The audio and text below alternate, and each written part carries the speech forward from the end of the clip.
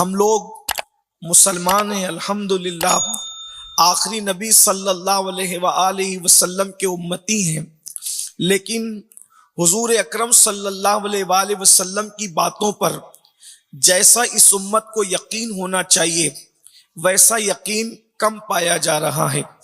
اس کی وجہ ہے کہ یقین کمزور ہونے کی وجہ سے ہم عمل کے معاملے میں بھی کمزور ہوتے جا رہے ہیں۔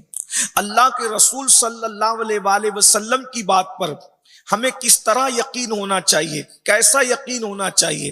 بزرگوں نے فرمایا ہمیں جتنا یقین اپنی ماں کا بیٹا ہونے پر ہے، اس سے زیادہ یقین اللہ کے رسول صلی اللہ علیہ وآلہ وسلم کی باتوں پر ہونا چاہیے۔ اور وہ اس کی بہترین مثال کس طریقے سے صحابہ اللہ کے رسول صلی اللہ علیہ وآلہ وسلم کی بات پر یقین کیا کرتے تھے۔ یاد رکھنا، جب تک کہ یہ امت اللہ و رسول کی باتوں پر سچے دل سے یقین کرنا نہیں سیکھتی، اس وقت تک عمل کا جذبہ پیدا ہو ہی نہیں سکتا، اس وقت تک دلوں میں خشیت ربانی پیدا ہو ہی نہیں سکتی۔ اللہ اکبر! کیا صحابہ کا یقین تھا! اللہ کے رسول علیہ الصلوۃ والتسلیم نے ایک دیہاتی سے گھوڑا خریدا، اور گھوڑا خریدنے کے بعد دیہاتی کی نیت خراب ہو گئی اور وہ اپنی بات سے مکر گیا۔ اللہ کے رسول علیہ الصلوۃ والتسلیم سے اس نے جھگڑا کرنا شروع کیا۔ اللہ کے رسول علیہ السلام فرماتے ہیں میں نے تم سے گھوڑا خریدا، وہ کہتا ہے میں نے آپ کو بیچا ہی نہیں۔ اب اللہ کے رسول علیہ السلام نے جب سودا کیا تھا، اس وقت تو کوئی درمیان میں موجود نہیں تھا، یا تو بیچنے والا تھا یا تو حضور خریدنے والے تھے۔ ایسے میں گفتگو ہو رہی تھی، اتنے میں حضرت سیدنا خزیمہ رضی اللہ تبارک و تعالیٰ عنہ وہاں سے گزرے، اور گزرنے کے بعد عرض کیا یا رسول اللہ صلی اللہ تعالی علیہ وآلہ وسلم، میرے ماں باپ آپ پر قربان آقا، آپ کے چہرے پہ میں پریشانی کے آثار دیکھ رہا ہوں۔ اللہ کے رسول علیہ السلام فرماتے ہیں اس دیہاتی سے میں نے گھوڑا خریدا اور اب یہ انکار کرتا ہے۔ اللہ کے رسول علیہ الصلوۃ والتسلیم فرماتے ہیں اب یہ مجھ سے کہتا ہے کہ کوئی گواہ پیش کرو، اگر آپ اپنے قول میں سچے ہیں تو کوئی گواہ پیش کرو۔ اللہ اکبر! اور جب خریدی ہو رہی تھی اس وقت تو کوئی گواہ موجود نہیں تھا۔ حضرت خزیمہ نے عرض کیا یا رسول اللہ صلی اللہ علیہ وآلہ وسلم، میں اس بات کی گواہی دیتا ہوں کہ گھوڑے کا سودا آپ نے کیا ہے، گھوڑا آپ نے خریدا ہے۔ اللہ کے رسول علیہ السلام کی اس بات پر آقا علیہ السلام نے یہ بات سنی تو حضور ارشاد فرماتے ہیں خزیمہ تم موجود نہیں تھے، اس کے بعد تم کس طریقے سے گواہی دے سکتے ہو اور کیوں گواہی دے رہے ہو؟ حضرت خزیمہ نے عرض کی یا رسول اللہ، جب آپ نے کہا اللہ ایک ہے، بن دیکھے میں نے مان لیا۔ آپ زمین پہ بیٹھ کے آسمان کی خبر دیتے ہیں، جب میں اس کو مان لیتا ہوں، اتنی بڑی بات جب میں نے آپ کی مانی ہے تو گھوڑا خریدنے کی بات تو چھوٹی سی ہے، میں اس کا انکار کیسے کر سکتا ہوں؟ اللہ کے رسول علیہ السلام نے اس یقین کی بنیاد پر ان کو یہ انعام عطا فرمایا، فرمایا خزیمہ آج کے بعد تیری گواہی دو مردوں کے برابر قرار دی جاتی ہے۔ یعنی اللہ اکبر! آپ اگر کسی کے حق میں گواہی دے دیں تو اب کسی دوسرے گواہ کی ضرورت نہیں ہے، تمہاری گواہی ہی کافی ہو جائے گی۔ یہ صحابہ کرام کا یقین تھا۔ اللہ اکبر! جب یہ بات ہمارے سمجھ میں آ گئی کہ اللہ کے رسول علیہ الصلوۃ والتسلیم کی بات پر اتنا یقین ہونا چاہیے کہ کسی کی بات پر جتنا یقین نہیں ہوتا سب سے زیادہ حضور کی بات پر یقین ہو۔ اللہ اکبر! جب یقین پیدا ہوگا انسان خود بخود گناہوں سے محفوظ ہوگا، جب یقین پیدا ہوگا اس کے دل میں نیکیوں کا جذبہ پیدا ہوگا، اس لیے کہ یقین کی بات ہے۔ اب جب یقین کی بات ہے، حضور کی زبان سے جو نکل جائے پتھر کی لکیر سے بھی زیادہ مضبوط ہے۔ اللہ کے رسول کی زبان سے جو نکل جائے، بلکہ یہاں تک عشاق کہتے ہیں اگر وہ دن کے وقت کہہ دے کہ رات ہے تو امتی پر لازم ہے کہ وہ دن کو رات ماننے کے لیے تیار ہو جائے، کیونکہ ہماری آنکھیں خطا کر سکتی ہے، مصطفیٰ جان رحمت کی زبان کبھی خطا نہیں کر سکتی، کیونکہ وہ اپنی مرضی سے نہیں کہتے۔ وما ينطق عن الهوى ان هو الا وحی یوحی، وہ جو کچھ کہتے ہیں زبان ان کی ہے، کلام خداوند قدوس کا ہے، انہوں نے اپنی مرضی سے کبھی بات ہی نہیں کہی۔ اب بتاؤ جب حضور علیہ السلام کی بات پر اتنا یقین پیدا ہو تو اب وہ رسول صلی اللہ علیہ وآلہ وسلم اب خود 1450 سال پہلے فرما رہے ہیں جب یقین پیدا ہوگا تب حضور کی باتیں سنو، آقا علیہ السلام کی باتیں سنو۔ اللہ کے رسول صلی اللہ علیہ وآلہ وسلم فرماتے ہیں کہ جہنم ہے اور جہنم کے اندر ایک وادی ہے، اس وادی کو وادی غی کہتے ہیں، یہ اللہ کے رسول کا فرمان ہے۔ یاد رکھنا انہوں نے جو کہہ دیا وہ ہو کر کے رہے گا، انہوں نے جس کے لیے عذاب بیان کر دیا وہ ہو کر کے رہے گا، تمہارے منہ سے جو نکلی وہ بات ہو کے رہی۔ اللہ اکبر۔ اب جب ان کا کلمہ پڑھے ہو تو ان کی باتوں پر یقین کرنا بھی سیکھو۔ آقا فرماتے ہیں جہنم کے اندر ایک وادی ہے، اس وادی کو وادی غی کہتے ہیں، اور اس وادی کا حال یہ ہے، اس وادی کے اندر وادی غی کیا ہے؟ ایک جنگل ہے۔ اللہ اکبر۔ جہنم کا جنگل ہے۔ اللہ اکبر۔ وادی غی کیا ہے؟ یہ جہنم کا جنگل ہے۔ اللہ اکبر۔ اگر صحراؤں میں جنگل ہو، زمین کے اوپر جنگل ہو تو جنگل کہتے ہی اس کو ہے جس کے اندر اکیلا انسان چلے تو اس کو وحشت ہوتی ہے، اس کو خوف ہوتا ہے، وہ بے چین اور بے قرار ہو جاتا ہے۔ اللہ اکبر۔ اندازہ فرمائیں جب جہنم کا جنگل ہے تو وہ کتنا دردناک ہوگا۔ اور پھر میرے آقا فرماتے ہیں وادی غی میں ایک اور وادی ہے، اس وادی کو وادی حبحب کہتے ہیں۔ یہ وادی حبحب کیا ہے؟ اللہ کے رسول صلی اللہ علیہ وآلہ وسلم کے فرمان کا مفہوم ہے وادی حبحب ایک ایسی گہری وادی ہے کہ جہنم بھی جس سے پناہ مانگتا ہے، ایک دو مرتبہ نہیں، وادی حبحب سے جہنم ایک دن میں 36 مرتبہ پناہ مانگتا ہے، جس سے جہنم بھی پناہ مانگتا ہے۔ اور حدیث پاک میں آتا ہے جب جہنم کی آگ سرد پڑنے لگتی ہے، جب جہنم کی آگ ٹھنڈی پڑنے لگتی ہے تو اس وقت وادی حبحب کو اللہ کھولنے کا حکم دیتا ہے، اور وادی حبحب جب کھولا جاتا ہے تو واپس سے جہنم بھڑکنے لگتا ہے۔ فرمایا گیا وادی حبحب اتنی گرم وادی ہے کہ اس میں پہاڑ بھی ڈالے جائیں تو پگھل جائیں، جس میں پہاڑ بھی پگھل جائیں، اس میں بچھو بختی اونٹ کی طرح موٹے موٹے ہیں، اور 70 سال کی لمبائی کے اتنے اس کے اندر سانپ ہے۔ اللہ اکبر۔ صحابہ کرام نے سنا وہ ہماری طرح کمزور ایمان والے نہیں تھے، وہ مضبوط ایمان والے تھے، وہ اللہ کے رسول پر یقین رکھنے والے تھے۔ صحابہ نے سنا کہ جس سے جہنم بھی پناہ مانگے وہ وادی حبحب ہے، جس میں پہاڑ بھی پگھل جائیں وادی حبحب ہے، بختی اونٹوں کی طرح جس میں جو ہے وہ بچھو ہے وہ وادی حبحب ہے۔ تو صحابہ کرام نے عرض کیا یا رسول اللہ صلی اللہ تعالی علیہ وسلم، ہمارے ماں باپ آپ پہ قربان، اس وادی حبحب میں کس کو ڈالا جائے گا؟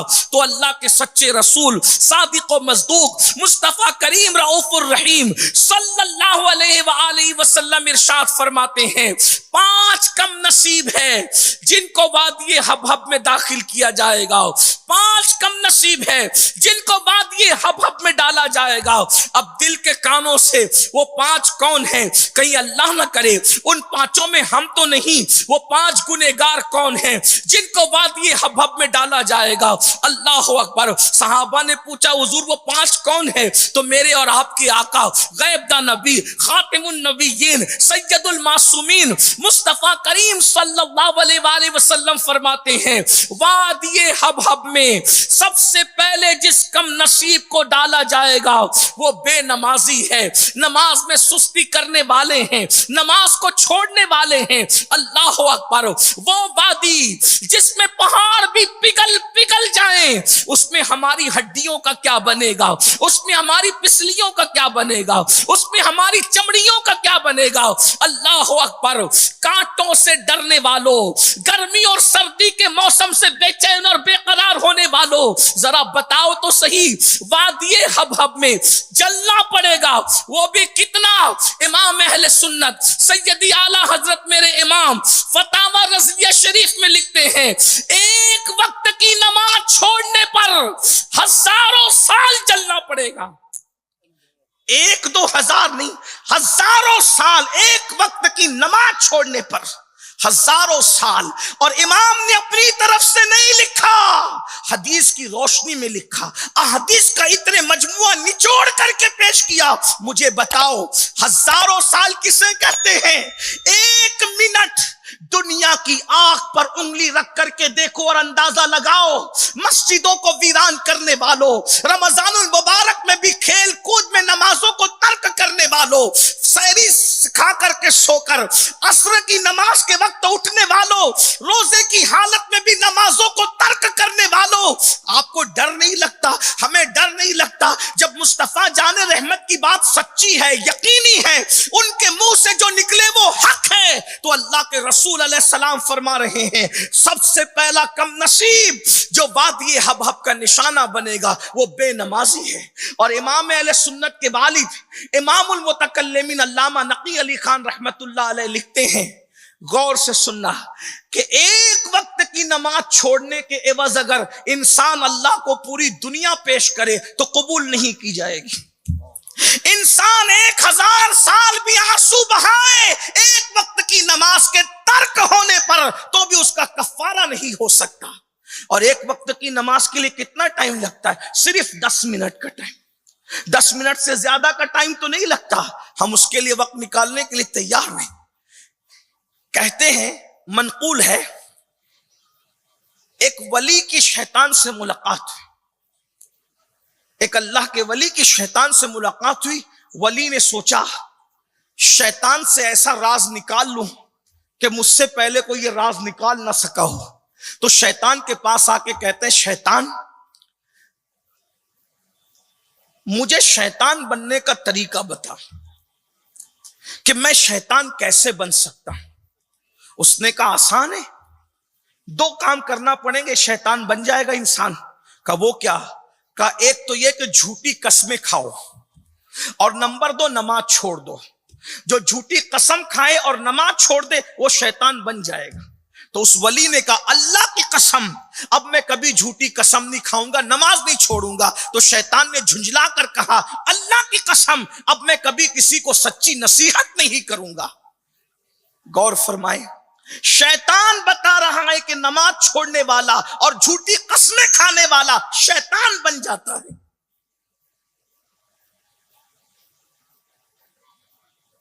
آسمانی وہ کتب جو قرآن مقدس سے پہلے نازل ہوئی، ان کتب کے اندر اللہ رب العزت کا فرمان موجود ہے۔ اللہ ارشاد فرماتا ہے کہ میں بے نمازی پہ لعنت کرتا ہوں، لعنت، اور اگر مجھے اپنی رحمت کا خیال نہ ہوتا تو میں بے نمازی کی 7 پشتوں تک لعنت کرتا۔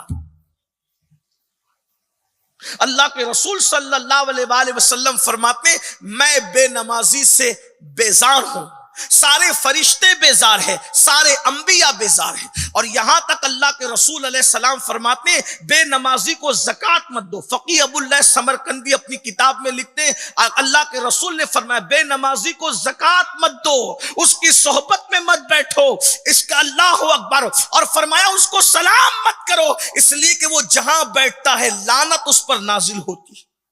بے نمازی جہاں بیٹھتا ہے اس پہ لعنت نازل ہوتی ہے۔ منقول ہے کہ بے نمازی جب قیامت کے دن اٹھے گا تو اس کی پیشانی پر 3 عبارتیں لکھی ہوگی۔ نمبر 1، یہ اللہ کی رحمت سے نا امید ہے، اس نے اللہ کے حق کو ضائع کیا، اس لیے اللہ رب العزت نے اس کو اپنی رحمت سے محروم کر دیا۔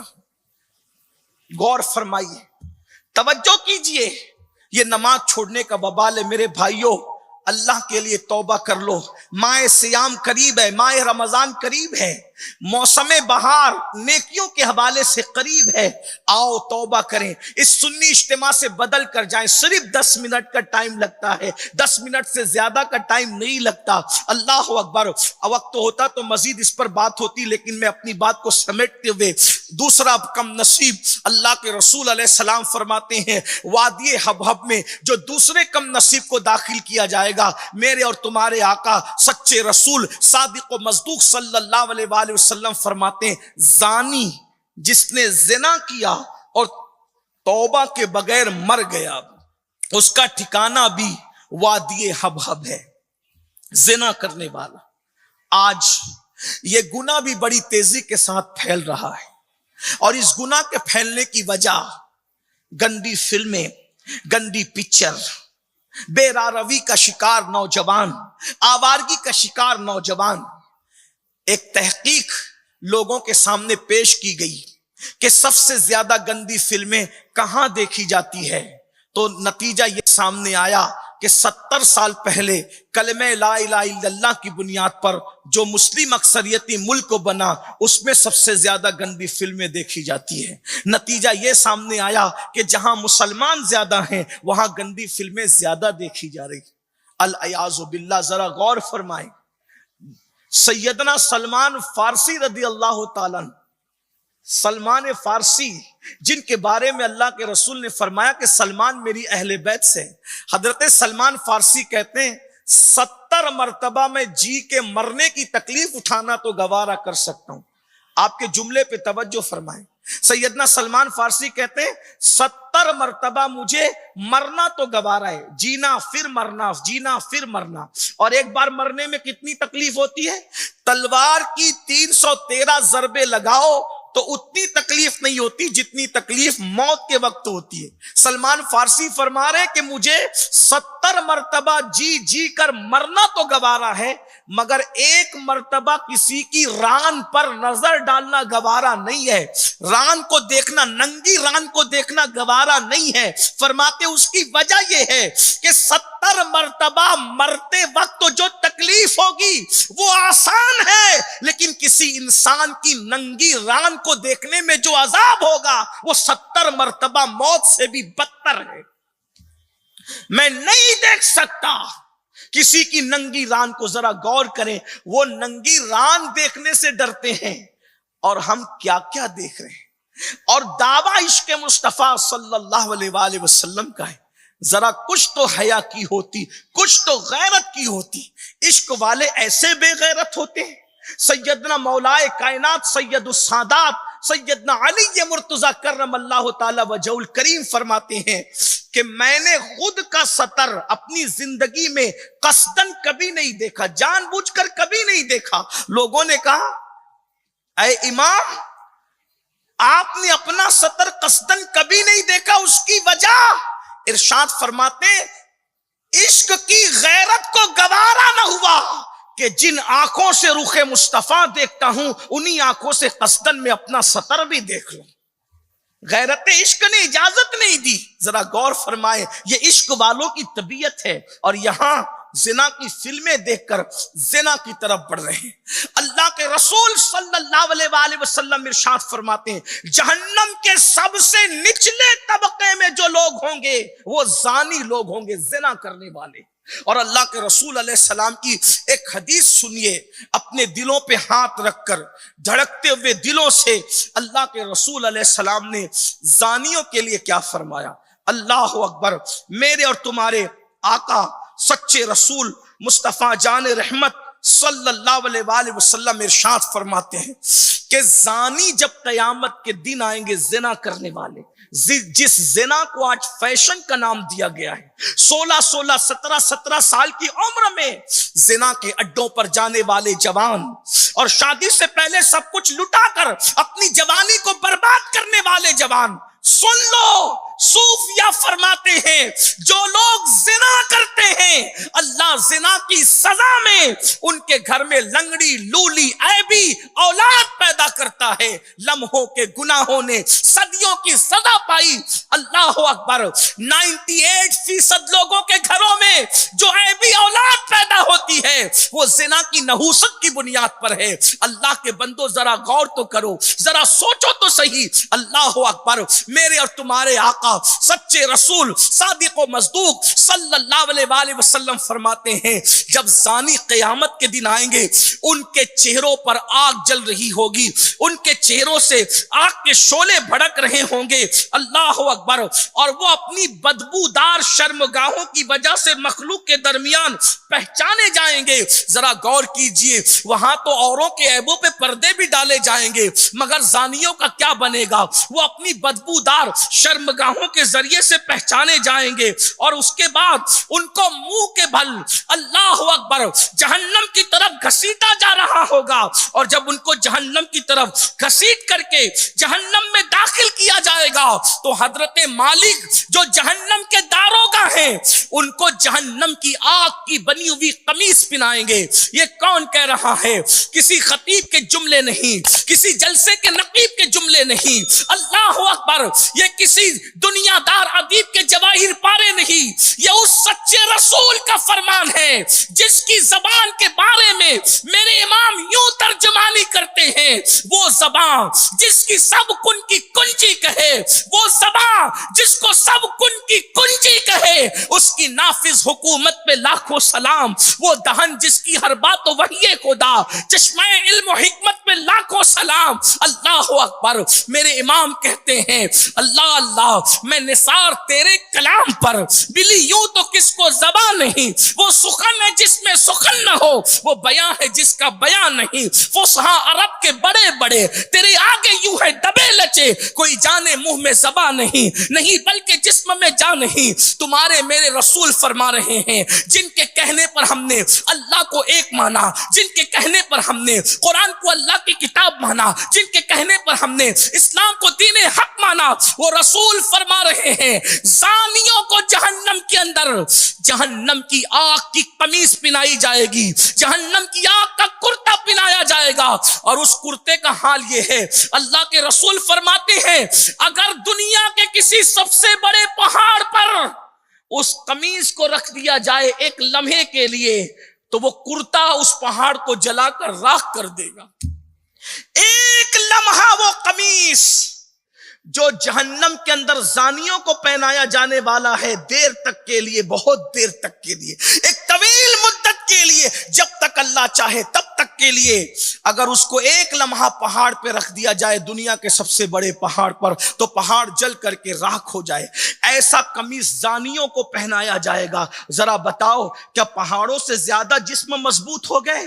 کیا پتھروں سے زیادہ جسموں میں طاقت آ گئی؟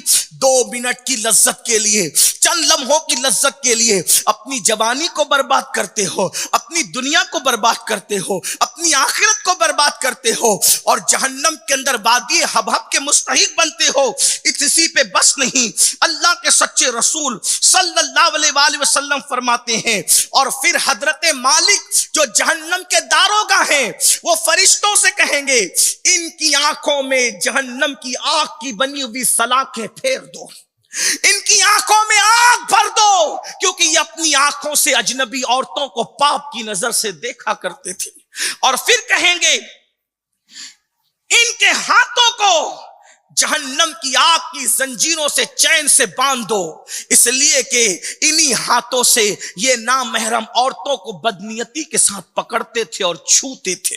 پھر اس کے بعد کہیں گے ان کے پیروں میں جہنم کی آگ کی بیڑیاں ڈال دو، انہی پیروں سے چل کر یہ جہنم کے راستے پر، زنا کے راستے پر جایا کرتے تھے۔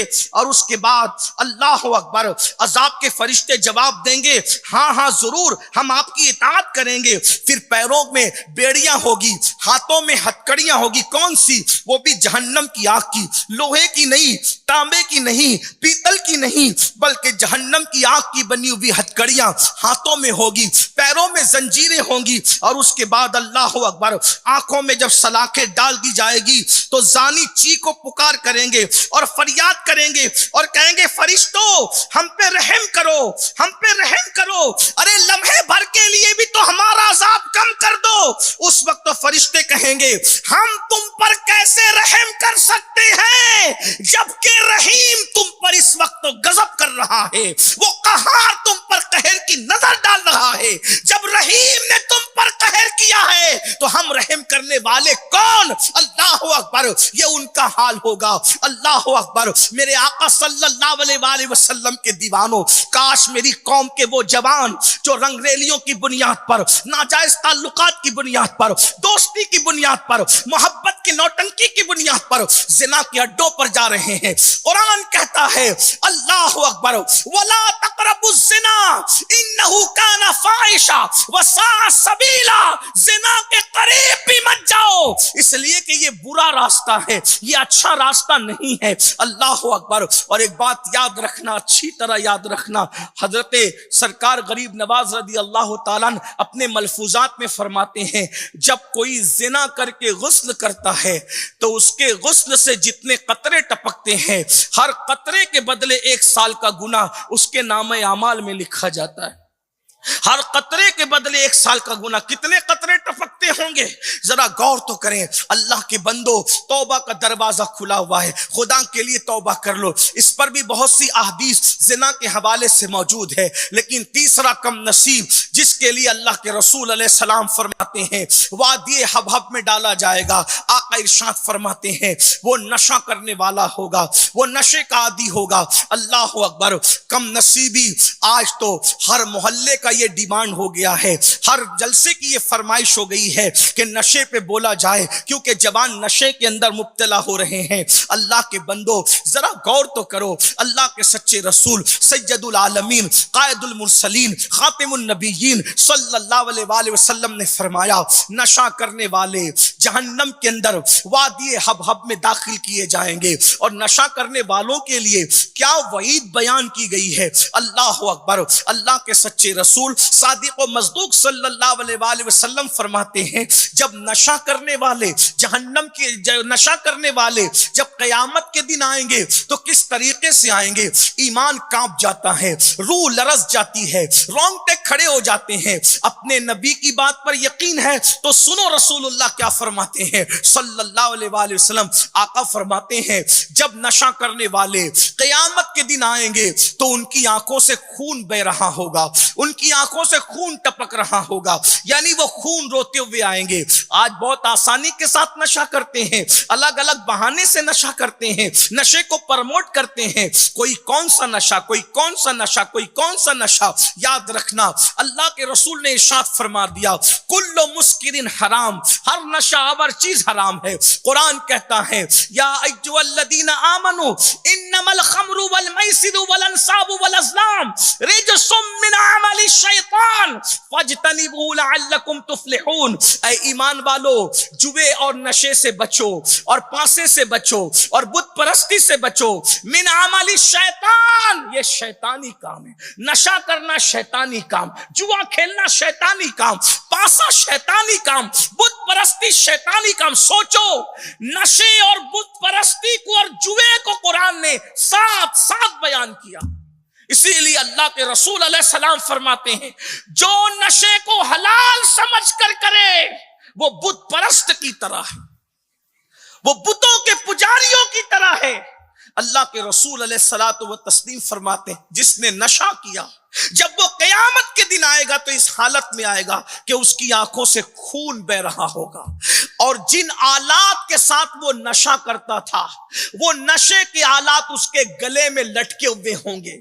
وہ گلے میں نشے کے آلات لٹکا کر کے آئے گا اور اس کے منہ سے پاخانے کی الٹیاں ہو رہی ہوگی، منہ سے پاخانہ نکل رہا، اسی لیے کہ اس نے ناپاک چیز تو پیا اور کھایا تھا. پیشاب جتنا نجس ہے، جتنا ناپاک پیشاب ہے، اتنا ہی ناپاک تو شراب بھی ہے.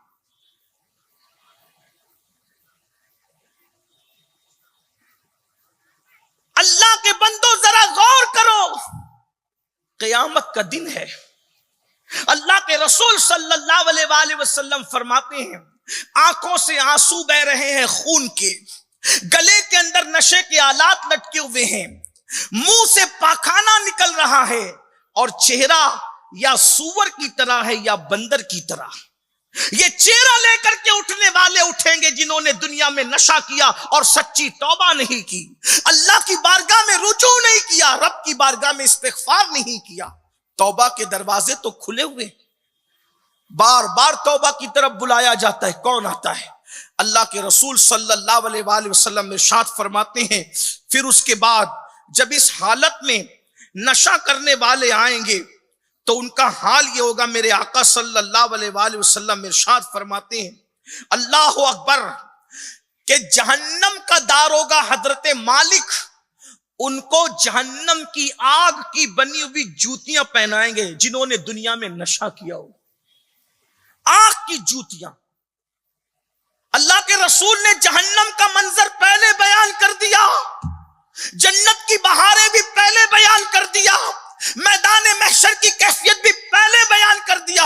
آگاہ ہو جاؤ، آگاہ ہو جاؤ، بچو، ان چیزوں سے بچو، اپنے آپ کو بچا لو۔ قرآن تو شفقتوں سے یہی کہہ رہا ہے قو انفسکم واہلیکم نارا، اے ایمان والو اپنے آپ کو بھی جہنم سے بچا لو اور اپنے اہل و عیال کو بھی جہنم سے بچا لو۔ وہ جہنم وقودها الناس والحجارہ، جس کا ایندھن انسان اور پتھر ہے۔ اللہ کے رسول صلی اللہ علیہ وآلہ وسلم فرماتے نشہ کرنے والوں کو حضرت مالک جہنم کے داروغہ آگ کی بنی ہوئی جوتیاں پہنائیں گے۔ میرے آقا فرماتے ہیں جب نشہ کرنے والوں کو آگ کی جوتیاں پہنائی جائے گی تو ان کے سر میں ان کا دماغ کھولنے لگے گا، اور جب دماغ کھولے گا تو ناک کے ذریعے سے، کان کے ذریعے سے ان کا بھیجا بہہ جائے گا۔ غور کیجئے، آج کل لوگ آسانی سے کہتے ہیں ٹینشن کی وجہ سے ہم نے نشہ کر لیا، ناکامی کی وجہ سے ہم نے نشہ کر لیا۔ ایک بات میں آپ کو عرض کروں، جس کو ہم ناکامی سمجھتے کوئی ضروری نہیں ہے کہ وہ ناکامی ہو۔ کسی بہت بڑے مفکر نے کہا تھا بہت سی ناکامیاں ایسی ہوتی ہے جو حقیقت میں ناکامی نہیں ہوتی، بلکہ ہر ناکامی کے پیچھے کوئی کامیابی چھپی ہوتی ہے۔ انسان بہت ساری چیزوں کو ناکامی سمجھتا ہے لیکن وہ ناکامی نہیں ہوتی، وہ کامیابی ہوتی۔ بے شمار لوگ دنیا میں ایسے ہیں جو ناکام ہوئے ہیں لیکن بعد میں ان کو پتا چلا کہ یہ ناکامی نہیں تھی بلکہ یہ کامیابی تھی۔ بے شمار مثالیں ہیں، کتنی مثالیں دی جائیں۔ اللہ تبارک و تعالی ہماری آرزوؤں کو توڑ کر جو خود فیصلہ فرماتا ہے اس میں کہیں نہ کہیں ہمارا بھلا ہوتا ہے۔ اگر ہم امتحان میں ناکام ہو گئے، دنیا کے امتحان میں، تو نوجوانوں کو نشہ کرنے کی ضرورت کیا ہے؟ یہ تو دنیا ہے، یہاں تو کامیابی اور ناکامیاں لگی ہوئی ہیں۔ انسان ناکامیوں سے بہت کچھ سیکھتا ہے۔